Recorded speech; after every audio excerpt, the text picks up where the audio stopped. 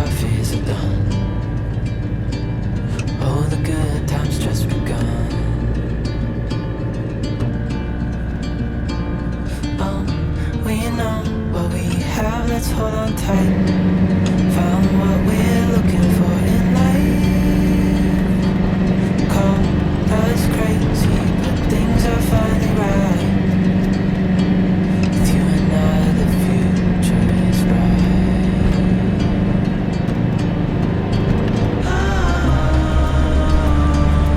You and I, we got it. We don't need no more. Even in the hard time, you and I can weather any storm. Nyt ollaan mahtavissa maisemissa tässä Jurgovissa. Eli Zakopane on tässä niinku vuorijonoa, jos mennään noin, ehkä sanoisinko 10 kilsaa tonne niinku länteen päin, niin siellä on sitten Zakopane, mutta tää on niinku tämmönen viereinen kylä, mistä pääsee sitten Slovakia. Zakopanestahan ei mun tietääkseen mene vuoren yli tai ali mistään sieltä. Zakopanesta ei pääse käsittääkseni niin kuin Slovakian puolelle, eli rajan yli. Et pitää joko tulla tänne Jurgovin kautta tai sitten mennä Zakopanen länsipuolelta rajan yli. Ja mulle tää Jurgovi on tullut semmoiseksi. Tää on kivaa aluetta, todella hienoa aluetta, kuten kuvasta näkyy. Aivan mielettömät maisemat.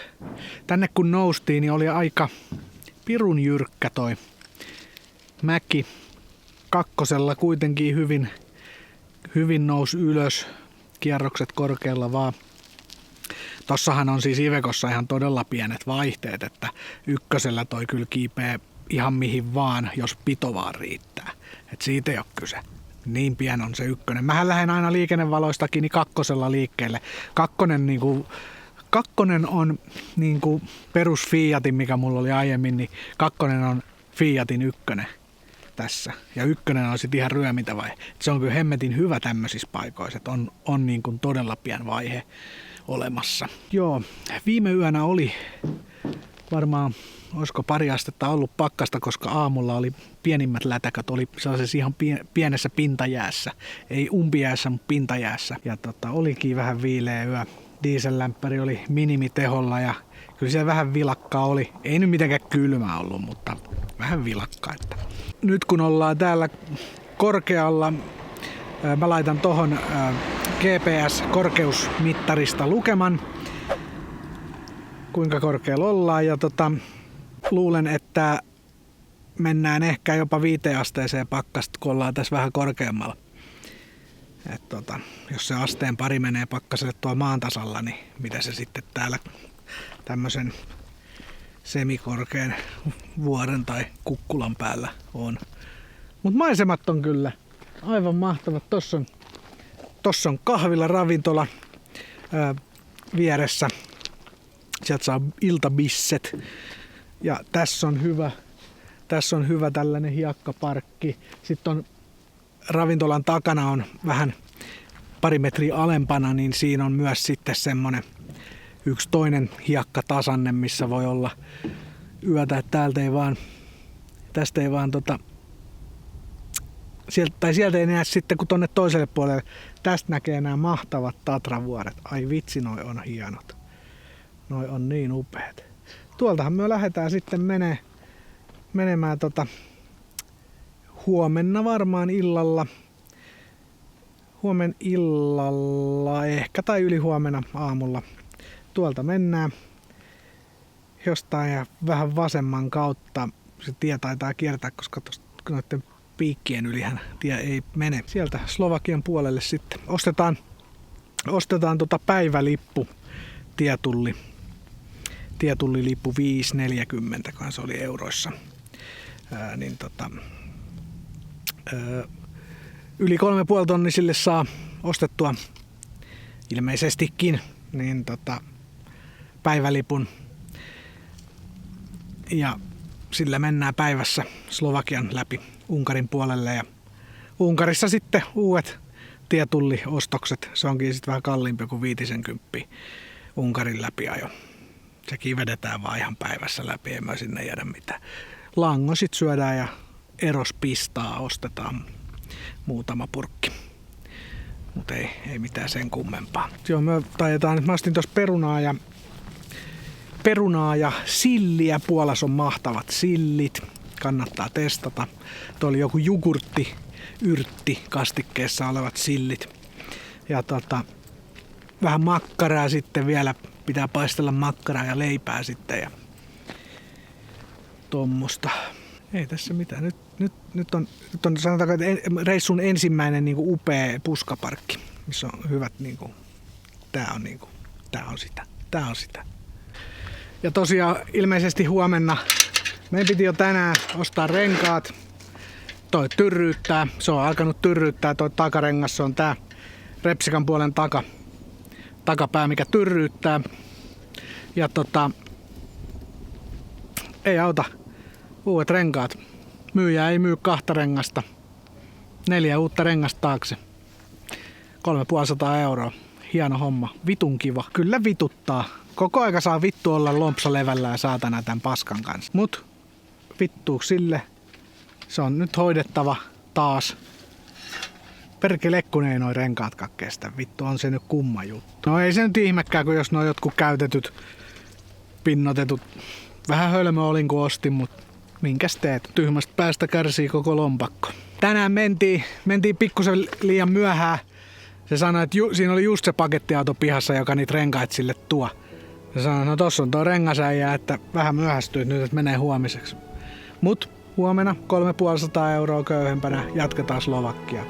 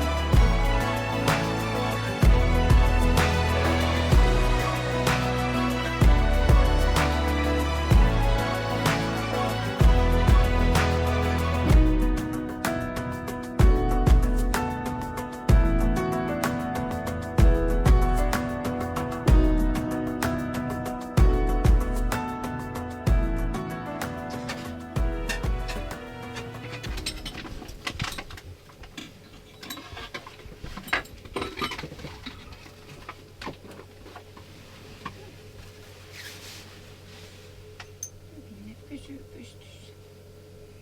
Mikä? Täynnä asti. Mä laitan nyt mausteet takaisin tohon hyllyyn. Niin, voihan ne laittaa.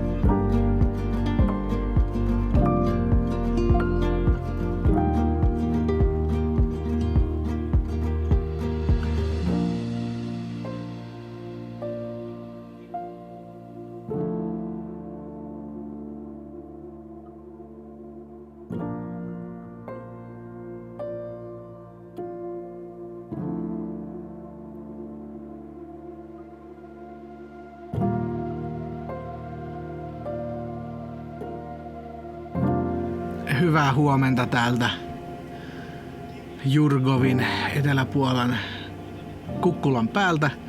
Herättiin 6:30 ja kattelin ulos, niin ai että mikä kaunis maisema meille avautuikaan ja usva tuolla laaksossa näyttää aivan mahtavalta. Harmi, jos tää diesellämppäri humisee tässä taustalla vähän, kun nämä diesellämppärit on vähän tällaisia kova äänisiä, niin mutta aivan upeat maisemat tänään meille aukeaa täällä, kun aurinko nousee hienosti tuolta ja valasee noita vuoria ja laaksoa tuolta ja usva tuolla aivan mahtavan näköistä. Aivan mahtavan näköistä. Puola tarjoaa taas parastaan ja se on semmonen homma, että tänään me ajetaan tuohon muutaman kilometrin päähän rengasliikkeeseen ja otetaan uudet takarenkaat. Tällä kertaa ihan oikeesti uudet. Ei käytettyjä, vaan uudet. Kyllä ottaa päähän, vaikka näin kaunis aamu onkin. Niin ei se tosiasioita muuta. Että vaikka kaunis aamu onkin, niin silti voi vituttaa. Mutta tosiaan tänään uudet renkaat. Sellainen ravistelu on taas, että toivotaan tosiaan, että se sitten myös uudestaan jälleen kerran auttaa. Ei se Kardaanissa se vika ole, ei se Kardaanissa ole, ei se semmonen vika ole. Mutta joo, piti tossa diesellämpäriä tosiaan laittaa vähän kovemmalle, kun mä oon aina sellainen aamuvilukissa, että yöllä voi vähän viileämmässä nukkuakin, mutta aamulla kun herää, niin ei meinaa sitten niin kuin millään päästä sängystä ylös. Jos on viileää, niin diesellämpäri täysillä. Tossahan se nyt humisee sitten. Aikamoista ääntä noi diesellämpärit pitää, siksi mä en oikein tykkään niistä, kun hirveen metelin ne pitää. Mutta joo, täällä oli toinenkin valokuvaaja tossa noin pariskunta. En tiedä onko paikallisia jollain pakettiautolla, tavallisella pakettiautolla ne tulijat varmaan on paikallisia. Taitaa tietää, että koska kannattaa tulla kuvaamaan tänne. Kahvi olisi kyllä kiva. Nyt tänä aamuna on semmonen, että kahvi maistuisi kyllä. Me näin tuolla ukkelilla nimittäin oli kahvikuppi kädessä tossa noin, niin heti tuli sellainen, että mie haluun kans kahvia. Pitäisi olla kahvia tossa aina kaapissa, mutta sit pitäisi myös aina olla maitoa. Pitäisi etukäteen tietää, koska haluu kahvia, että voisi ostaa sit maitoa.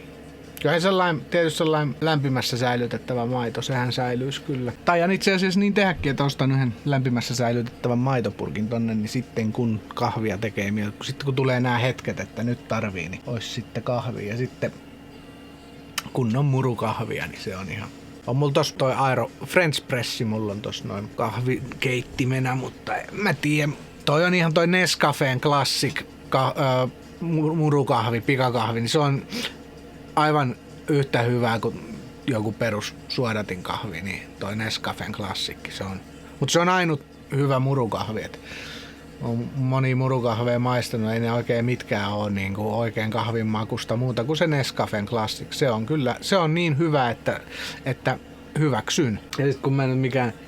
No kyllä mä tykkään kahvea hifistellä, mutta en mä nyt silleen... Mulle menee kyllä vähän kaikenlainen kahvi. Vai meneekö? En nyt tiedä. Sanopa, onks mä vaativa kahvin suhteen? No kyllä se vähän oot. Vähän on? Joo, sille vähän. Ihan vähän vaan.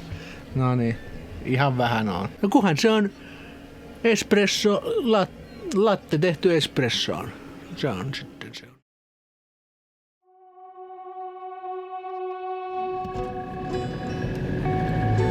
Nyt mennään jyrkkää mäkeen. Pakko vetää ykkösellä moottorijarrutuksella.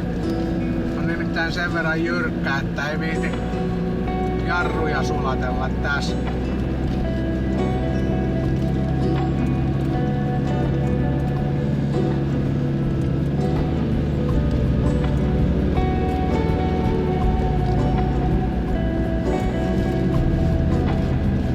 Mieluummin liian hitaasti kuin liian nopeasti urheilen. Ei pidä moottoriurheilua. Tää on karavaanailua.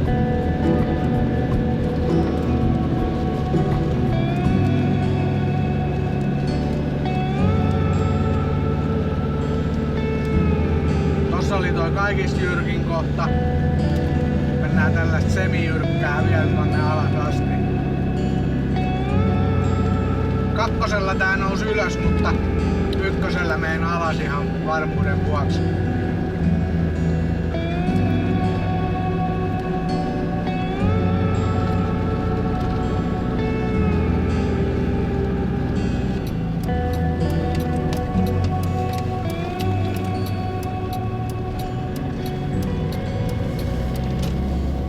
No se on muutenkin kun tuolla Euroopassa kun ajelee isoja mäkiä, huorii ylös ja alas,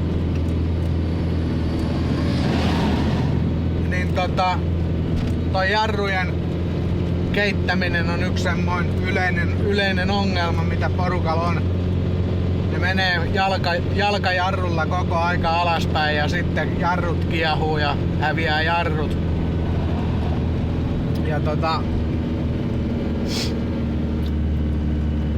sellainen nyrkkisääntöhän on tälleen, että sillä vaihteella millä mennään ylös, niin sillä vaihteella tullaan alaskin. Aika hyvin se päteekin. Ja joo, nyt me lähdetään tässä, mennään rengasliikkeeseen. Eilen vähän myöhästyttiin, niin sen päivän rengastilauksesta. Se oli se rengasauto just siinä pihassa kun mentiin, niin sanoi, että rengasauto on tossa noin, että nyt menee huomiseksi. No ei se mitään. Meillä oli pieni kielimuuri siinä, kun mä kysyin siltä. Siinä on isä ja poika rengasliikkeessä. Kotonaa tekee. Niin kysyin, että mihin aikaan mun pitää niinku tulla tilaamaan ne renkaat, jotta ne ehtii samalle päivälle. Niin sanoi, että 4.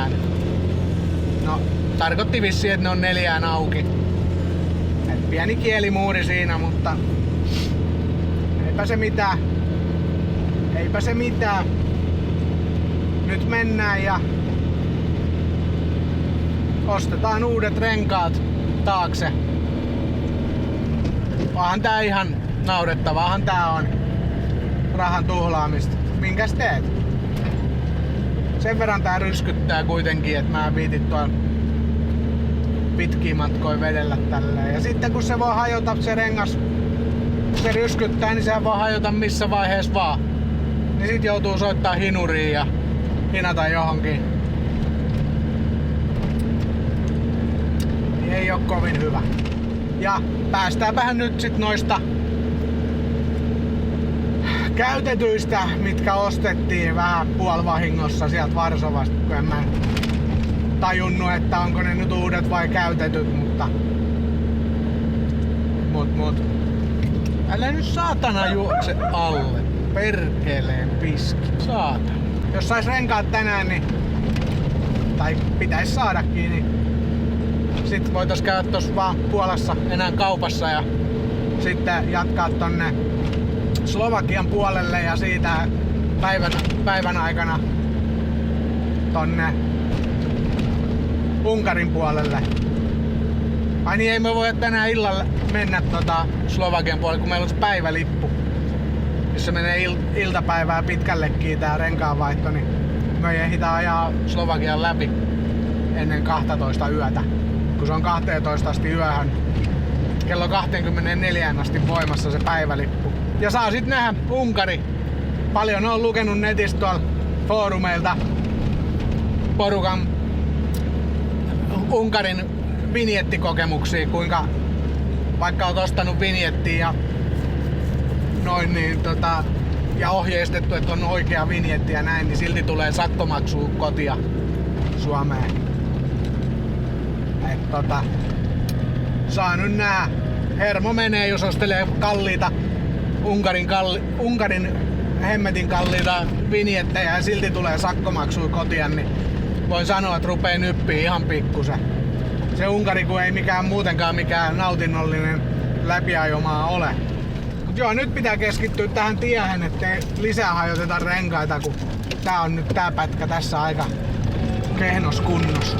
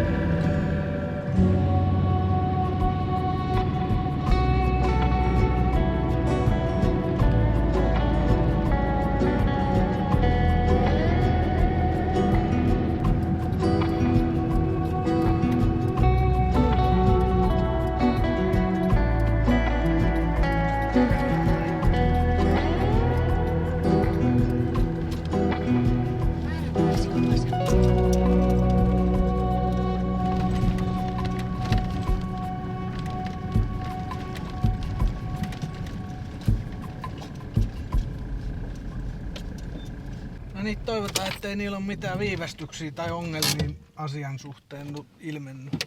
Tänään on perjantai.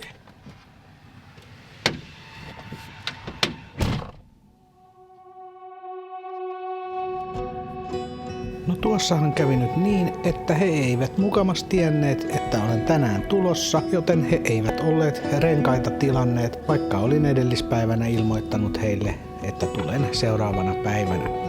No he sanoivat, että tule kello 17 uudelleen, he saavat renkaat siiheksi. Joten nyt me mentiin puskaparkkiin odottelemaan muutamia tunteja, jotta päästään sitten takaisin rengashommiin.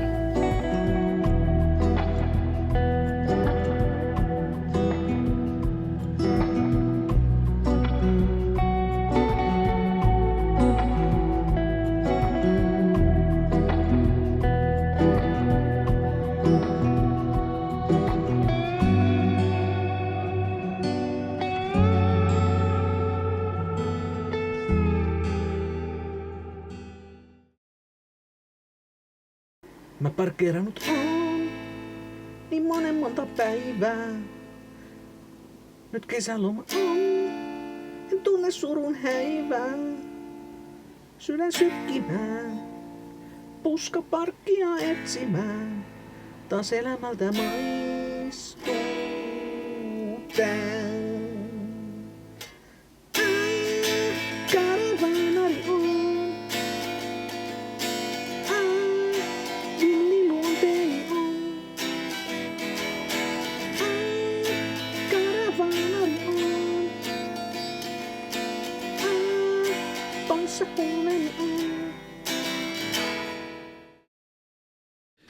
Tähän asti, kun Puolassa on aina kaikki remontit sun muut hoitunut tosi hyvin, ihan niin kuin paras maa tehdä remonttia sun muuta, niin nyt täytyy sanoa, että nyt tämänkertaiset kokemukset alkaa olemaan vähän enemmän perseestä.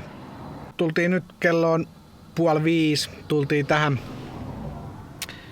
tultiin tähän rengasliikkeen tai tämän rengaspaikan viereen odottelemaan puolta tuntia, että päästäis tonne, niin se poika tosta, joka englantia puhuu pikkusen, niin tuli tosta noin sanomaan, että se rengasäijä, jonka piti renkaat tuua tänään, niin hän ei pääse tulee, kun hän on ajanut kolarin. No, mä nyt en ehkä usko siihen kolariin. Ehkä se on vaan tekosyy siihen, että ne ei jaksa asentaa niitä renkaita tähän, kun tää on vähän isompi auto. Sano, että ne renkaat tulee myöhemmin tänään joskus 8-9 aikaa. Ja tän isän pitää lähteä Varsovaa tänään illalla. Niin hän ei oo asentamassa niitä. Ilmeisesti poika ei sit osaa asentaa tai halua tai jotain, en tiedä, mutta asennus ei onnistu, mutta renkaat saan 3 tunnin päästä, jos venailen tässä näin, ja renkaat saan mukaan, että jos käyn jossain muualla sitten asentamassa. Kyllä mä luulen, että totuus on se, että ne ei vaan halua asentaa niitä. No en tiedä, olkoon nyt mikä vaan, mutta kyllähän tää nyt taas ottaa vähän nupikkaa tällaiset. Eilen piti onnistunut, ei onnistunut, ja sanoin eilen, että tuun tänään sitten. Niin ei sitten, en kuulemma sit ollut sanonut, että tuun tänään, ja niin en tiedä, on kyllä nyt. Se ei siinä mitään, vähän ärsyttää vaan roudalla pidellä tuolla jotain renkaita tuolla asuntoauton sisällä lattialla. Ja etsiä sitten jotain rengasliikettä, joka ne voisi asentaa.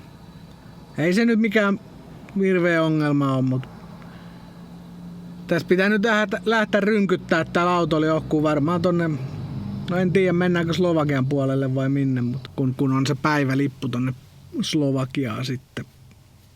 Voisihan sen viikon lipunkin ottaa, kun se on päivälippu tai viikko tai kuukausi.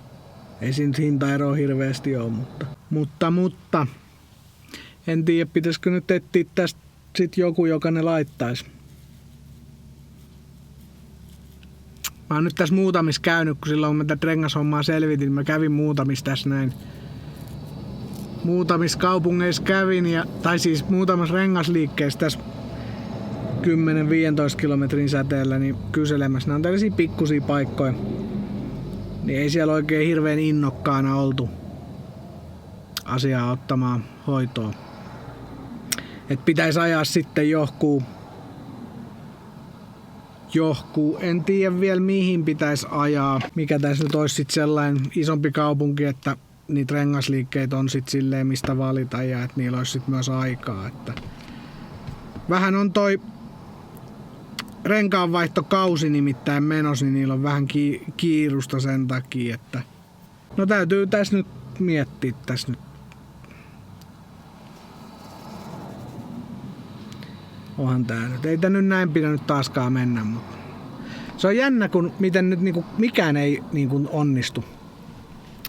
Et kaikki hajoaa, kaikki menee vituiksi, mikään ei niinku onnistu. Mikään ei vaan vittu onnistu. Yksinkertaisin asia, niin ei. No nyt kävi niin, että hetki siinä istuskeltiin autossa ja odoteltiin, että ne renkaat tulis ja sitten mietittiin, että mitähän sitten tehtäisiin, kun ne renkaat on meillä viikonloppu tulossa ja näin. Just kun mä mietin, että mehän voidaan näillä risoilla renkailla ajaa niin pitkälle kuin niillä pääsee ja sitten kun renkaat puhkeaa, niin jos onnettomuudesta hengissä säilytään, niin voidaan sitten soittaa hinaus, kun on hinausvakuutus. Sitten ne hinaa meidät johonkin rengasliikkeeseen, kun meillä on ne renkaat jo omasta takaa, niin hommahan hoituu ihan käden käänteessä sitten. Niin siinä samassa sitten tuli tää poika, käppäili tonne auton luokse ja sanoi, että voitte ajaa tuohon pihalle, peruuttakaa tonne pihan perälle, että he alkaa laittaa niitä renkaita, tai että ne irrottelee renkaat nyt ja odotellaan niitä renkaita, niin tossa me ollaan nyt tässä autossa, istuskellaan, aurinko tossa laskee ja kylmyys alkaa menemään luihin ja ytimiin, niin odotellaan renkaita ja perä on ilmassa, renkaat on otettu pois ja todennäköisesti kumitkin on tuolla hallissa otettu pois tai autotallissa ja odotellaan tässä siis vaan niitä uusia renkaita saapuvaksi. Toivotaan todella, että ne renkaat myös sitten tulee tänään, että ei käy niin, että se ei nyt sitten tullutkaan tai jotain. Ja meillä on perse ilmasta tässä näin ja no, ei voi minkään. Kyllä ne sieltä tulee. Hyvä, että ottivat sitten kuitenkin meidät tähän hoitoon, tai siis auton hoitoon, ei meitä. Meidätkin voisi kyllä ottaa hoitoon. Mutta pikkusen kypsinä tässä ollaan molemmat. Mutta pääasia, että ei tarvinnut nyt lähteä etsimään mitään toista rengasliikettä ja kikkailemaan mitään sellaista, kun viikonloppukin tulee ja muuta. Ja tällaiset pääsee vähän yksinkertaisemmalla tästä näin. Mutta joo, kyllä se sanoi, että yksi rengas oli bola. Eli varmaan pallo. Eli se kulutuspinta ei ollut tasainen, vaan se oli... En tiedä sitten. Tiedä hänestä sitten. Mutta se olisi kyllä, se on kyllä tää kuskin puoli, mitä se sanoi.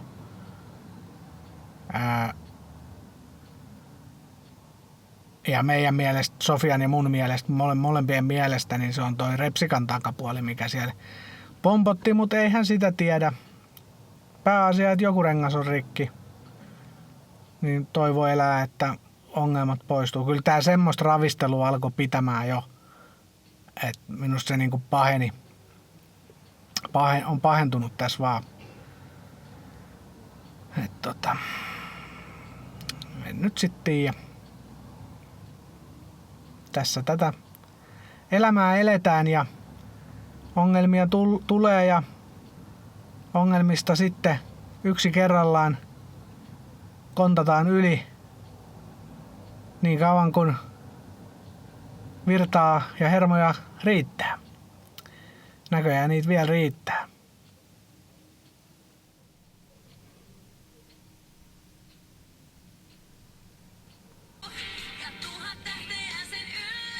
Joo, tossa tuli joku auto ja me oltiin jo, että jes, nyt ne tuli ne renkaat, että tunti ollaan odotettu.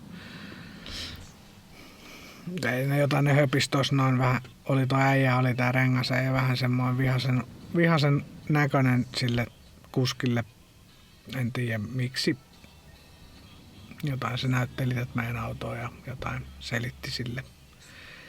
Että mut se nyt lähti tosta pois ja en tiedä lähtikö se nyt hakemaan jotain renkaita, mitä se edes tuli tänne, kuka se oli. Näytti rengasäijältä kyllä, en tiedä. Voisi olla, ettei se ollut edes rengasäijä. Nyt se lähti johkuun, ehkä se lähti hakemaan renkaita. Ehkä se kävi kysymässä tässä vaan, että moi, että oli sieltä tilannut jotain renkaita vai. Ja nyt lähti hakemaan niitä, en tiedä. Just toi valkaisu vasta. Niin. No, odotus jatkuu. Tunti takana. Katsotaan, koska tulee. Ei tässä nyt mitään. Ei tässä vielä hätää. Kello on vasta 6:30 illalla. Ei tässä nyt mitään. Minä luulen, että itse rengasäijää vituttaa enemmän, kun se ei pääse kotiin täältä, kun joutuu päivystämään jotain renkaita ylitöinä tässä. Nämä pulju on jo kiinni. Tiedä, ketä tässä nyt vituttaa eniten. No, odotellaan. Markus on pessyt pyykkiä ja tiskannut. Mulla on muuten metallikampaa tommosen.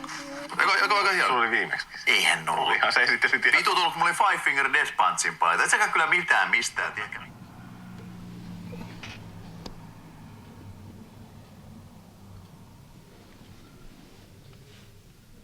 Paljonko kello? Se on puoli. 7:30. 7:30, 7:30 odoteltiin tässä. Nyt on renkaat saapunut. Tuli muutama muukin rengassarja näköjään samalla kuljetuksella. Täällä alkaa vähän olemaan viileä täällä autossa, kun ei täällä ole enää kuin 5 astetta plussaa ja